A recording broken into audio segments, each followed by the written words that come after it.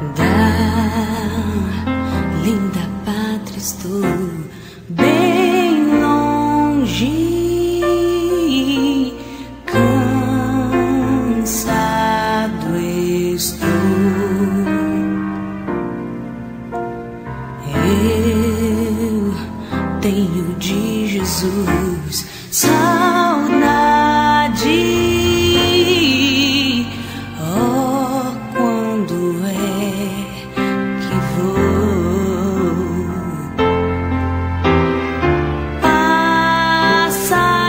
Passarinhos, belas flores querem me encantar.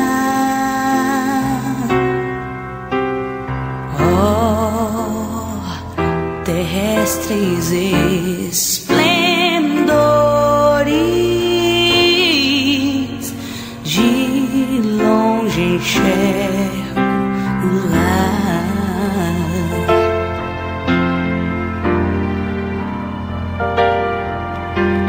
Jesus me deu fiel promessa, me vem buscar. Meu coração está com pressa. Eu quero já voar. Meus pecados foram muitos, quantos eu não sei,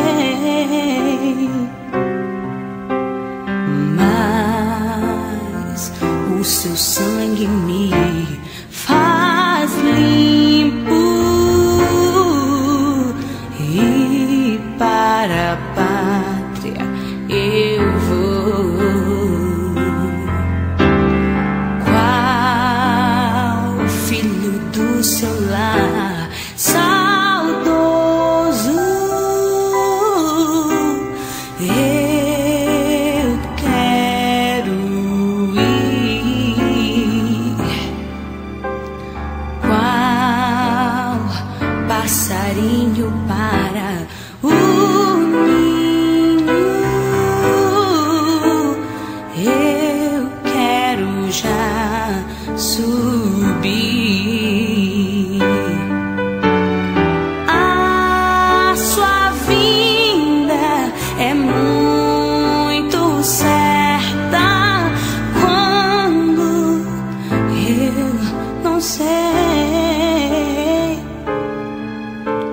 mas ele me achará alerta, e para o céu eu irei.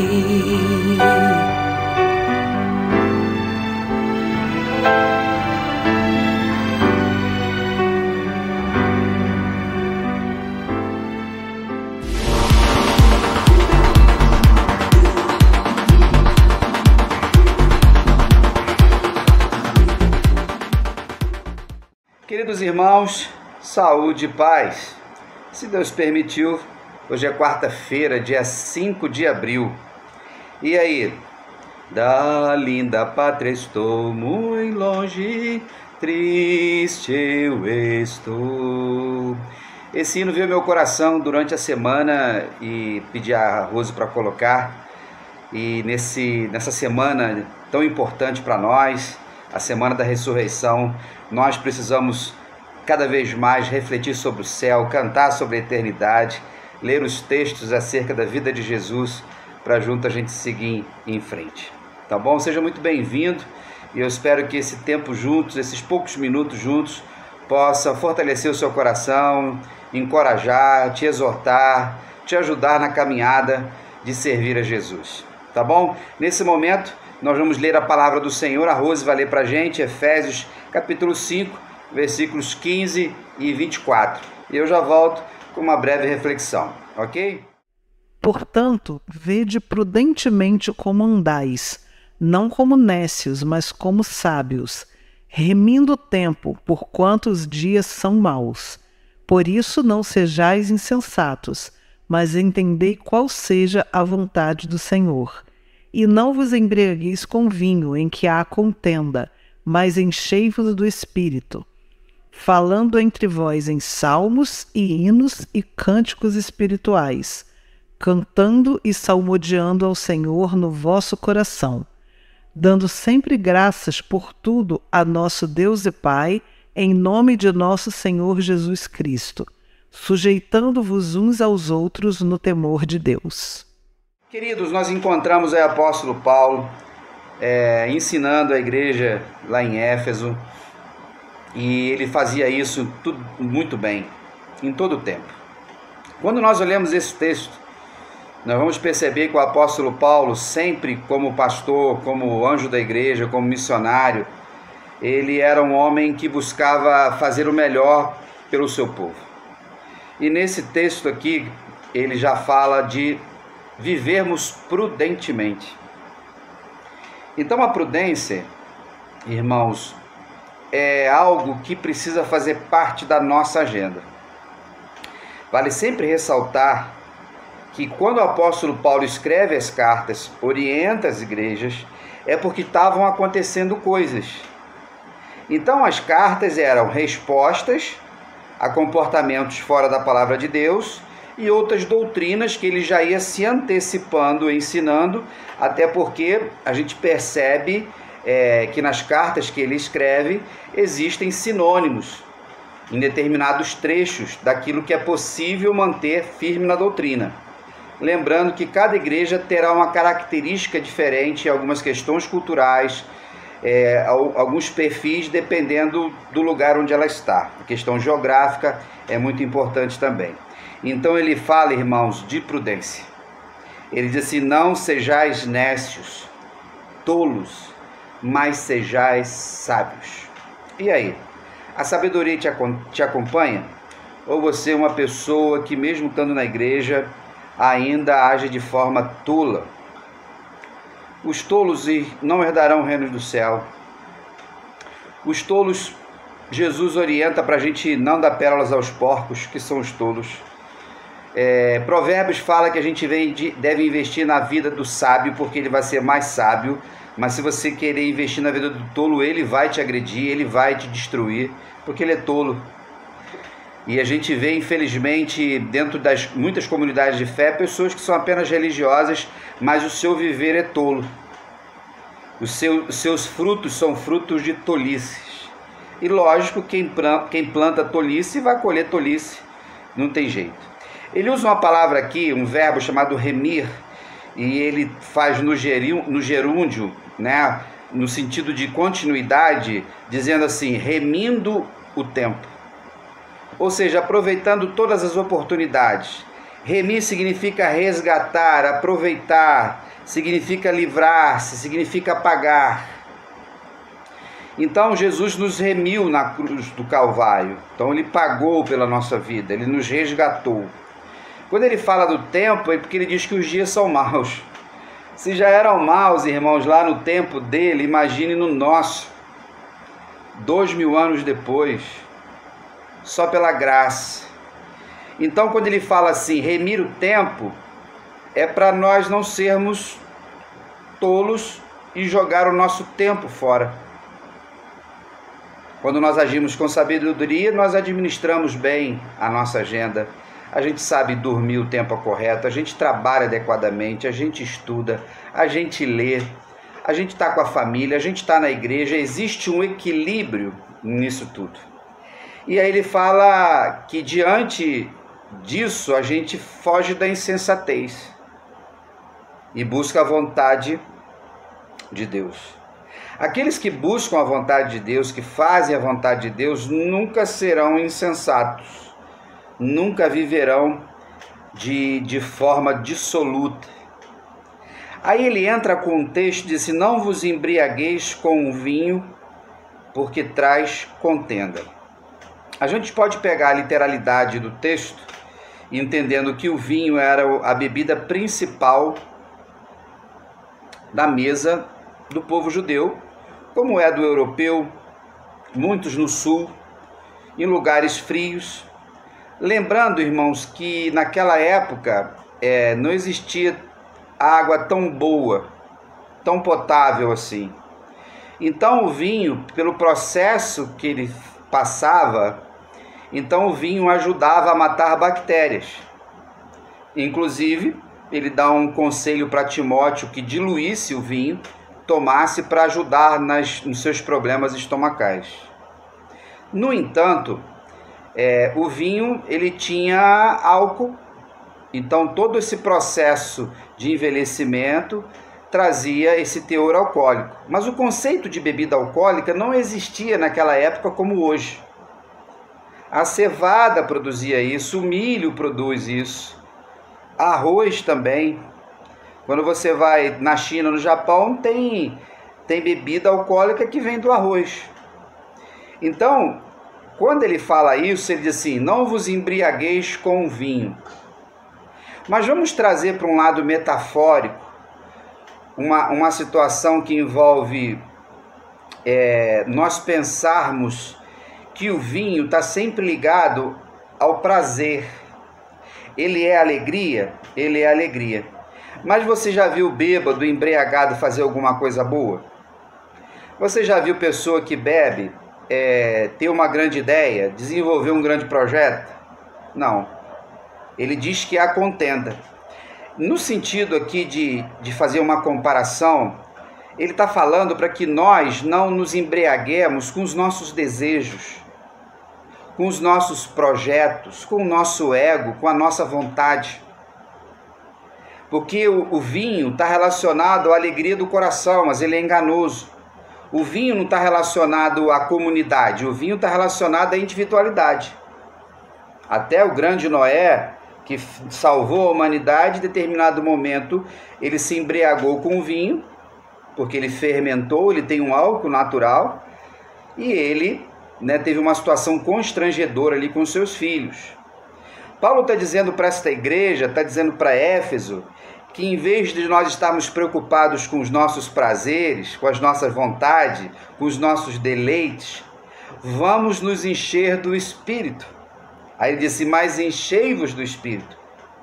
É interessante que esse verbo imperativo, uma ordem que o apóstolo Paulo dá, na língua grega existem verbos, o verbo ativo e o verbo passivo. Então poderia ser assim o passivo: eu vou ser enchido, como se eu fosse um copo e alguém iria me encher. Mas o verbo está no ativo, ou seja, é uma atitude minha de buscar esse enchimento. Procurar conhecer Deus, procurar ser dominado pelo Espírito. O vinho tem a ver com a carne, a embriaguez tem a ver com a nossa vontade. Mas quando nós enchemos do Espírito, aí não existe contenda. Mas quantas vezes pessoas embriagadas pela sua arrogância, ou pela sua tolice, pela sua insensatez, produz contenda dentro das suas casas, seus casamentos, negócios e igreja, irmãos. Os irmãos sabem o que os tolos fazem dentro da igreja, embriagados na sua religiosidade, pessoas que se embriagam porque têm cargos. Já viu aquele papo todo que eu critico, bato e vou até morrer da minha vida, eu vou lutar contra os fariseus que se embriagavam na sua religiosidade hipócrita. Quando nós olhamos para esse texto do apóstolo Paulo, ele vai então, faz a crítica, e ele dá uma catucada pastoral, ele desce o cajado, que muito crente não gosta, e nós pastores pouco nos preocupamos com isso. A gente prega a palavra em tempo e fora de tempo. Aí ele diz assim: mas quando vocês se reúnem adorando ao Senhor com salmos, hinos e cânticos espirituais. Ele fala que venha do coração de vocês, que estejam no vosso coração. Vamos pensar nos hinos em quê, irmãos? Por que o apóstolo Paulo faz essa separação? ele cita que os salmos era o Antigo Testamento que se tinha. Então, quando você pega os salmos, nós os lemos, nós estamos falando a palavra de Deus. O Senhor é meu pastor e nada me faltará. Então a gente está interpretando a palavra de Deus. Nós somos interlocutores, correto? Como nessa noite, no dia de hoje, eu estou lendo aqui um texto do apóstolo Paulo, inspirado pelo Espírito Santo, que compõe o Novo Testamento. Então, quando eles se reuniam, e até mesmo na vida individual, era para se encher de salmos. Não simplesmente decorar o Salmo 23, o Salmo 121, o Salmo 91, aquele que habita no esconderijo do Altíssimo, a sombra do Onipotente descansará. Não era essa decoreba, mas era um entendimento profundo do que significavam os escritos proféticos, os escritos de sabedoria, que os salmos são escritos de louvor e sabedoria. Ele fala de hinos. O que são os hinos? Eram já naquela época e não é para nós nos dias de hoje. Os hinos são composições feitas por pessoas, irmãos nossos, em cima dos textos bíblicos. Então, quando nós pegamos o cantor cristão, o HCC, a harpa cristã e outros hinários que há séculos estão fazendo com que a palavra seja cantada ou pregada através da música, era a forma de você ensinar. Então, quando a gente acabou de cantar, da pátria, da saudade da pátria, a gente está longe, a gente tem uma saudade de Jesus, é uma forma de pegar esse hino, essa letra, e trazer a reflexão de que a gente está indo para o céu. Ou aquele céu, lindo céu, céu, lindo céu, há mansões celestiais, todas feitas por Deus. Ele vai usar como base João capítulo 14, quando Jesus diz, estou indo para a casa de meu pai e lá tem muitas moradas. Hinos. Os cânticos espirituais não diferem muito, mas eles estão ligados de repente ao momento. As pessoas se reuniam ali e de repente elas cantavam cânticos espirituais que vinham na hora. Às vezes era só uma música, às vezes era um balbuciar, mas ele fala do coração. Então, você já viveu situações de que você está cantando cânticos espirituais dentro do seu coração, direto para o Senhor, e às vezes você está só na sua mente? Não sei se você já fez isso. Você quase que faz uma composição de uma música, de um hino, que você nunca mais vai lembrar, mas eles são espirituais. Os cânticos de hoje que nós usamos, eles são mais contemporâneos. Eles falam para uma geração que às vezes os hinos não falam. Às vezes até a leitura da Bíblia fica complicada em alguns momentos. O apóstolo Paulo está dizendo assim, aproveita as oportunidades, as ferramentas, as estratégias e abençoem uns aos outros. E ele diz assim, com ações de graça. Gratidão, irmãos, culto é só para agradecer. Só para agradecer, é culto de louvor, é culto de gratidão.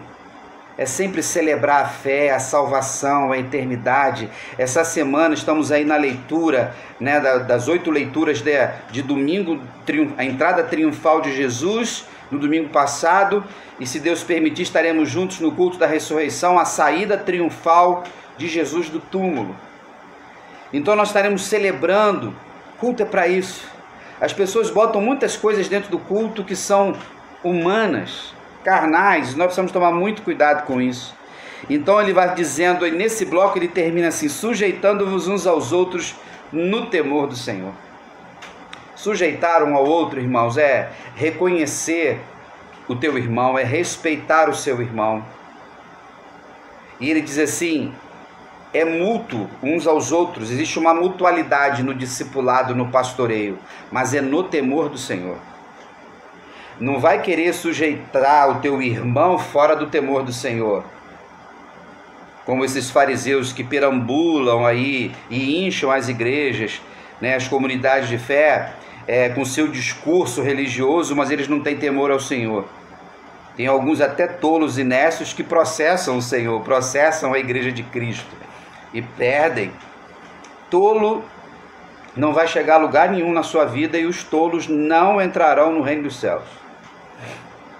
Então, nesta noite, quando nós estamos juntos celebrando a nossa fé, nós precisamos entender que no chamado para ser igreja e nessa semana, queridos, tão importante, eu e você não podemos esquecer da grande missão que a gente tem. Se você anda embriagado com a religiosidade, volte à lucidez. Cuidado, porque tem pessoas embriagadas por tantas coisas, depois vivem a ressaca das decisões erradas. Casamentos acabam, pessoas tomam prejuízo, perdem negócios, perdem a comunhão, alguns perdem a saúde por atitudes tolas e nécias. Mas como crentes em Cristo Jesus, lavados e remidos pelo sangue de Jesus, nós vivemos de forma sábia. E que eu e você a cada dia possamos viver dessa forma. Amém? Nesse momento então nós vamos louvar ao Senhor cantando Dai Graças. Você já agradeceu ao Senhor pelo dia de hoje? Você já agradeceu ao Senhor pelas bênçãos recebidas e, acima de tudo, você já agradeceu ao Senhor pela sua salvação? Faça isso e daqui a pouquinho eu volto. Dai graças de coração, dai graças com contrição, dai graças a Deus Pai, pois nos deu Jesus. Dai graças de coração, dai graças com contrição, dai graças a Deus Pai, pois nos deu Jesus. E então diga ao fraco, forte sou, diga ao pobre, rico estou, por aquilo que Ele fez por nós. E então posso ver o quanto amor sua vida entregou. Agradeça o que Ele fez por nós. E então posso ver o quanto amor sua vida entregou.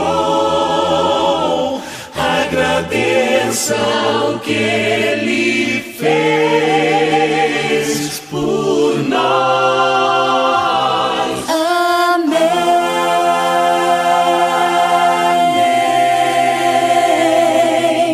Amém.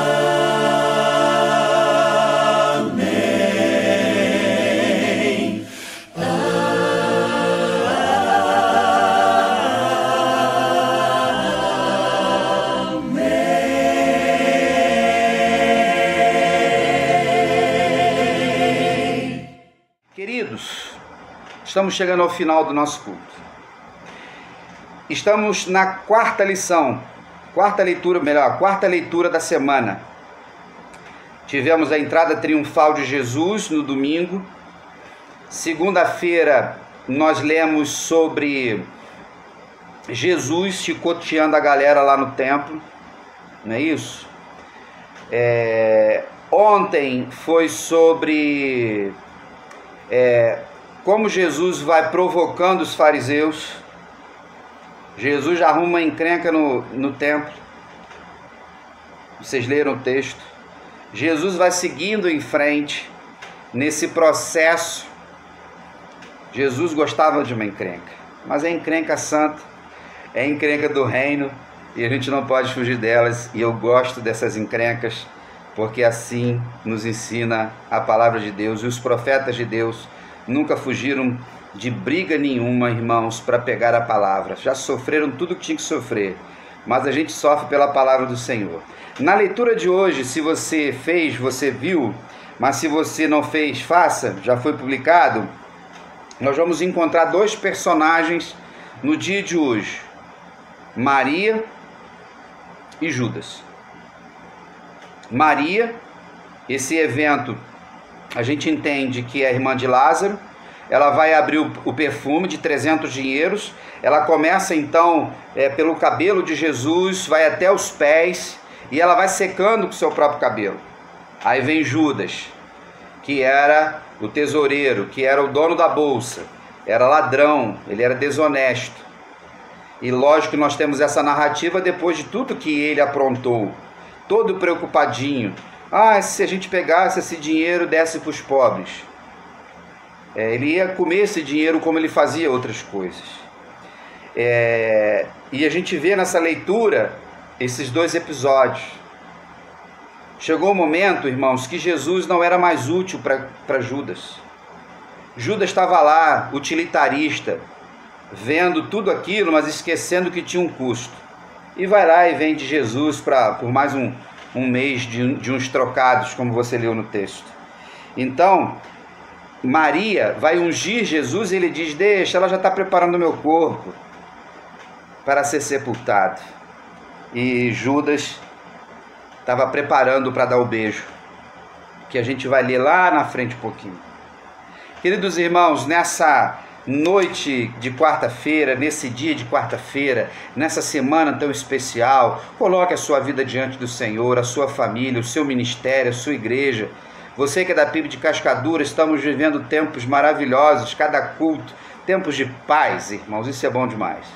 Você que é de outra comunidade de fé, seja alguém sábio. Você que frequenta outra igreja, seja sábio. E você que não pertence ainda ao reino de Deus, o convite de salvação está feito. Só Jesus Cristo salva. Entrega a sua vida a Jesus, que Ele vai mudar a sua história. Amém, irmãos? Hoje, queridos, é aniversário do pastor Alex.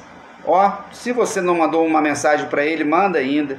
Se possível, leva um presentinho para ele domingo, tá bom? Que ele não vai ganhar presente da igreja, do ministério, mas leva um chocolatezinho para ele. Se quiser levar para mim, leva para mim também. Eu estou de dieta, mas em vez de comer uns 10, eu estou comendo só 5. Irmão, se Deus permitir, estaremos juntos no próximo domingo, celebrando a ressurreição de Jesus. Aproveite o feriadão com seus familiares, amigos, liga para alguém, mande uma mensagem, almoce, jante, come um bacalhau, come um peixe, come uma carne, come um frango, enfim, esteja com gente boa à sua mesa, celebrando a vida, porque Jesus veio para nos dar vida e vida em abundância, não é verdade? Ele ressuscitou. Lembrando, irmãos, que vocês precisam levar as doações ou manda dinheiro durante a semana para o café pascal depois do culto, tá bom? Se você quiser trazer convidado, não tem problema, mas tem que trazer o que ele vai comer, para que todo mundo possa comer com fartura. Ano passado foi uma bênção, nós tínhamos 50 pessoas, então teremos aquele café de comunhão, celebrando a nossa alegria em Cristo Jesus. E a gente vai terminar o culto agora com um louvor também que falou meu coração: se isso não fosse amor. Um cântico, acho que é da harpa cristã, é cantada por Jefferson e Sueli, um dueto lindo. Essa semana eu mandei para todo mundo na igreja, e ensaia ele que a gente vai cantar domingo. É por amor, irmãos, somente por amor. Um grande abraço, fique na paz e até lá.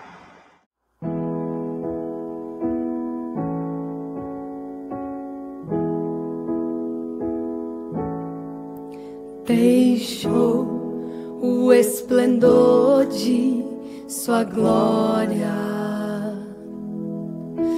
sabendo seu destino aqui. Estava só e ferido no Gólgota para dar sua vida